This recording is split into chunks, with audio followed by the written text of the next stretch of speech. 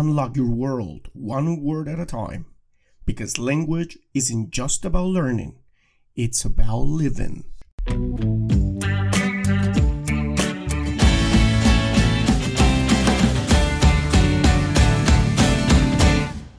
Let's get started. Wonderful listeners, welcome back to the Languages Pedagogy Podcast one more time. This space where we explore the nuances of language education, challenge outdated practices, and push for more inclusive and equitable future in our classroom. Today's episode is a powerful continuation of the themes we've been exploring recently. It's about creating change, real, meaningful change in how schools and institutions approach hiring language teachers. Our topic today is native versus non-native. How can schools create inclusive hiring practices? This is an issue that lies at the heart of the teaching profession. For decades, schools around the world have perpetuated the myth that native speakers of a language make inherently better teachers than the ones in the counterpart, the non-native speakers. The bias doesn't just harm talented educators, it also deprives students of diverse perspectives and experiences that enrich learning. But the good news is this: change is possible. In this episode, we're going to dive deep into how schools and institutions can actively work to reduce bias in hiring, create more inclusive practices, and promote diversity in their teaching staff. Here's what we'll explore together over the next several minutes. First, the current landscape of hiring practices in language education. We're going to talk about it. Why the native versus non-native divide persists and how it impacts schools, teachers, and students. The benefits of diversity in the classroom and how it enhances learning. Practical, actionable strategies for schools to implement inclusive hiring practices. Stories from schools that have successfully embraced diversity in their hiring processes, and how educators and advocates can push for systemic change.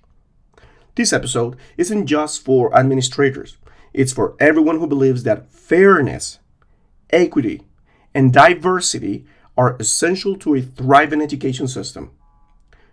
So, settle in, grab your favorite drink, just like me, good coffee now, and let's dive into this transformative conversation. Let's get started. Audio Jungle.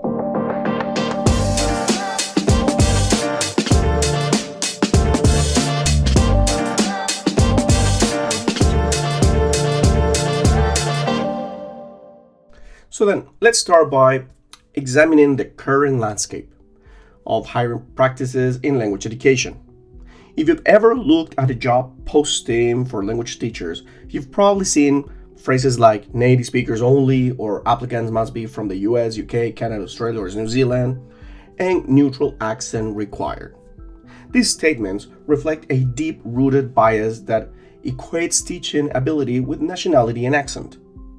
But here's the problem. These criteria are not indicators of teaching competence. When schools prioritize native speakers, they often overlook critical factors like pedagogical training, teaching experience, empathy, and understanding of the learning process. For non-native teachers, this creates a significant barrier to entry, even for those with advanced degrees, certifications, and years of experience. So to understand how to fix this issue, we need to explore why it exists in the first place. And this is something that we talked already in all these previous episodes that we've been actually talking about this situation with nativism and passport requirements. So there are several key factors at play. First of all, market demand. Many parents and students believe that native speakers are the gold standard for language education. They equate fluency and accent with teaching quality, even though these are separate skills. Then there's another one that we already talked as well, colonial legacy. As we discussed in previous episode, the association between native speakers and authority in language teaching has historical roots in colonialism. This mindset still influences hiring practices today. Lack of awareness. Many hiring managers are simply unaware of the biases in their practices. They rely on outdated assumptions rather than evaluating candidates based on their actual qualifications. And another one, the administrative convenience. It's easier for schools to use nationality as a hiring filter than to assess candidates, teaching skills, and experience thoroughly. And now that we've unpacked the problem, let's talk about why diversity in teaching staff matters.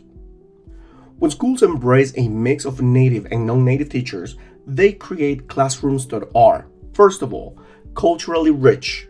Students are exposed to multiple perspectives, which broadens their understanding of the world.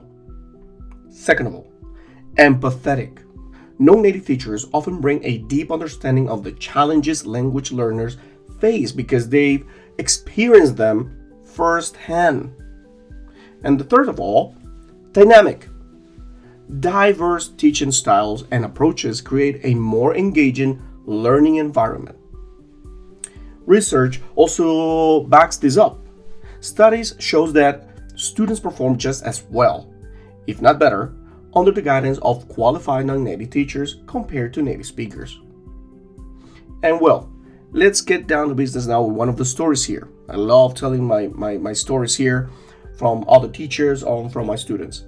So here we have one.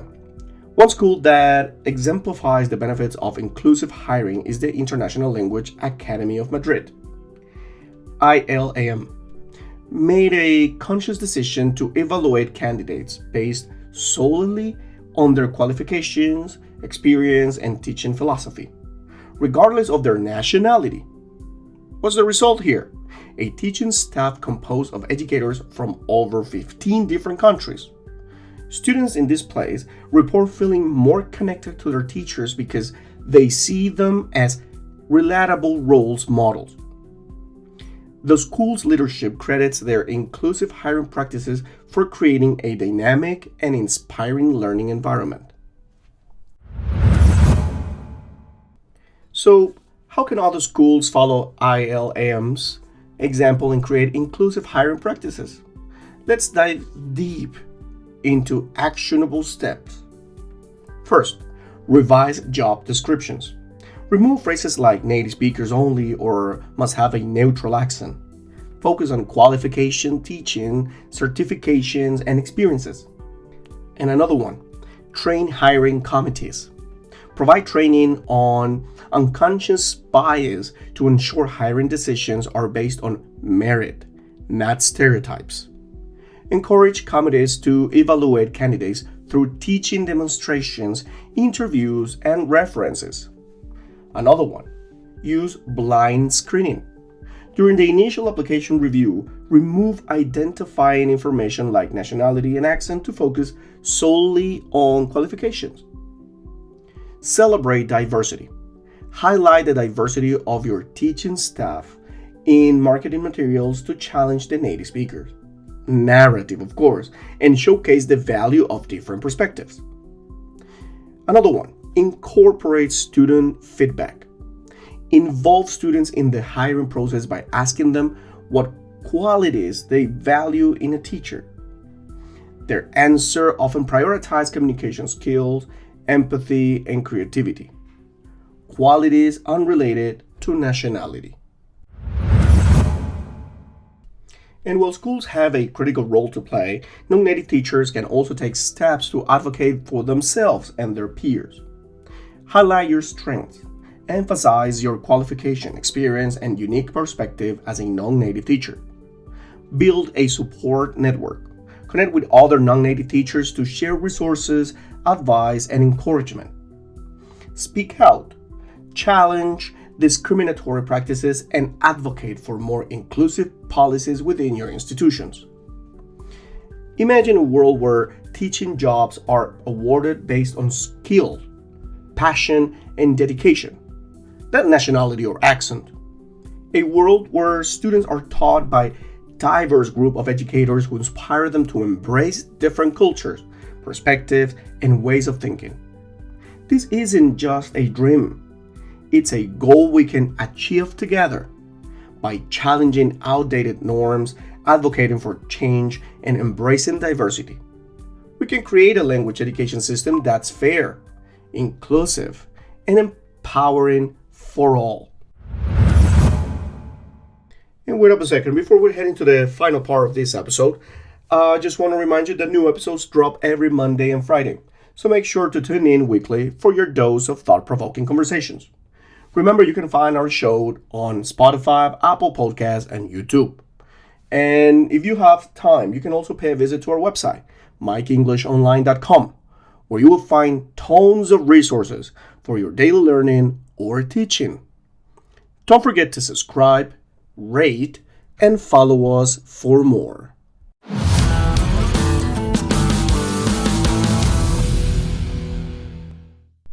And thank you for spending this time with me today. I hope this episode has sparked new ideas, challenged your assumptions, and inspired you to take action. Let's work together to build a future where teaching isn't defined by where you're from, but by what you bring to the classroom. Until next time, stay curious, stay compassionate, and remember, inclusion is the key to progress.